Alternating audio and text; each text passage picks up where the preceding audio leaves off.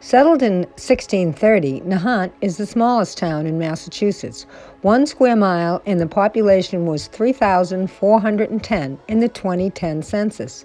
The name comes from the Native American Nahantan, meaning twins, referring to the two connected islands forming it. Entering Nahant is Nahant Beach Reservation, a state park managed by the Massachusetts Department of Conservation and Recreation. This beach, traditionally known as Long Beach, is popular with surfers, dog walkers, kite enthusiasts, swimmers, beachgoers, sunbathers, bikers, joggers, and walkers, among other activities. It can get very crowded on a hot summer day. Our next stop is Short Beach, a residential beach located between Little Nahant and Nahant. This is a small protected sandy beach with an attached playground. There is a Nahant life-saving station. It is a sea rescue station built in 1900 for ships that would have wrecked along the coast. The Coast Guard manned the station from 1915 to 1964, when it was converted to a recreational facility. They turned it over to the town in 1999. In 1859, Frederick Theodore built an amusement park, Olace Gardens, by the Olace Springs. Its name comes from a reversal of the biblical Pool of Siloam, where Jesus sent a blind man to cleanse and restore his eyesight. In the garden, they built an octagonal pavilion named Rock Temple, which became referred to as the Witch House because of a small cave in the nearby rock shore that was thought to have hidden accused witches from Salem. The forgetful surf creaming on those ledges, Sylvia Plath wrote of Egg Rock, a small island lying a mile off the coast of Nahant. A sea serpent's appearance in the 1800s near Egg Rock lured visitors to the islands. A succession of lighthouses stood on the islands from 1854 until 1922. He Is Saved was painted by Edwin Lansdale in 1856. It features Milo, the lighthouse keeper's dog, who had saved one of the family's children from drowning. Today, the island is a marine sanctuary, an important nesting ground for gulls, cormorants, and common eider ducks. At the east end of the island lies 40 Steps, a stunning beach cove that lies 40 steps below the main street. There is a spectacular view from the platform of Castle Rock in East Point. The painting Castle Rock, Nahant, Massachusetts by Alfred T. Britcher hangs in the Red Room of the White House. Castle Rock was a favorite landmark of painters and tourists. Canoe Beach leads to the Northeastern Marine Science Center, an educational and research facility. They have occupied the property since the mid-60s. The ice house and other remnants from the former 1867 Lowlands estate still remain.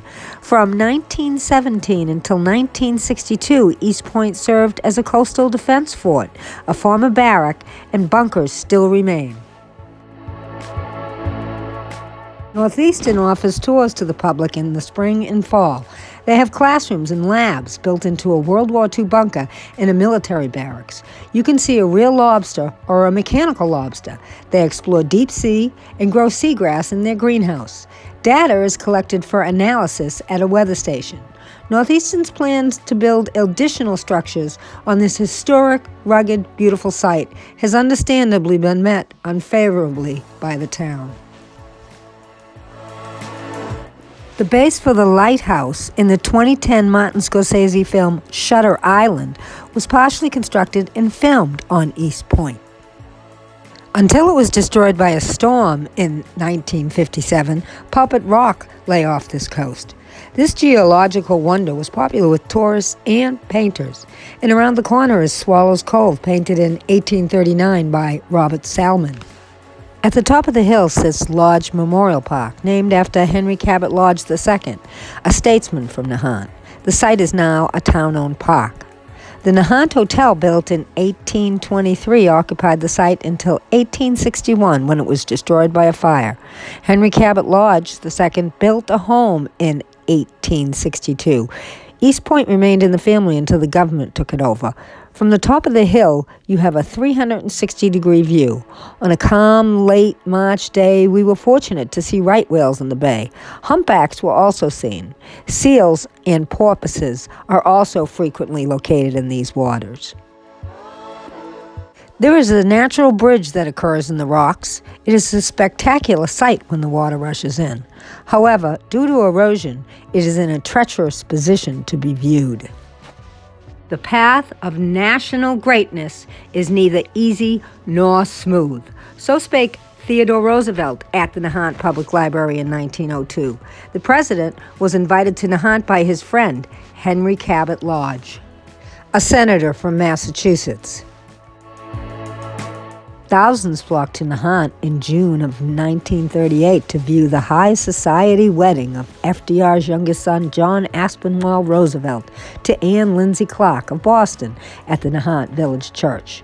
The reception was held at the Nahant Country Club. Making your way around Nahant, you can see many of the grand estates or cottages of the summer people, also known in Nahant as the Boston people. The oldest house, summer homes for the middle class, old taverns, and a stone barn offer interesting glimpses of Nahant's past. The Nahant Thicket, a tiny patch of red maple swamp, is one of Mass Audubon's smallest wildlife sanctuaries, but it is an inviting spot for migrating songbirds. Fishing was an early industry in Nahant, and later tourism bought steamboats from Boston. Today, Nahant is mainly residential, and the town wharf is mostly for recreational use. The poet Longfellow, who summered in Nahant, wrote, "The tide rises, the tide falls. The twilight darkens, the curlew calls. Along the sea sands damp and brown, the traveler hastens towards the town, and the tide rises, the tide falls."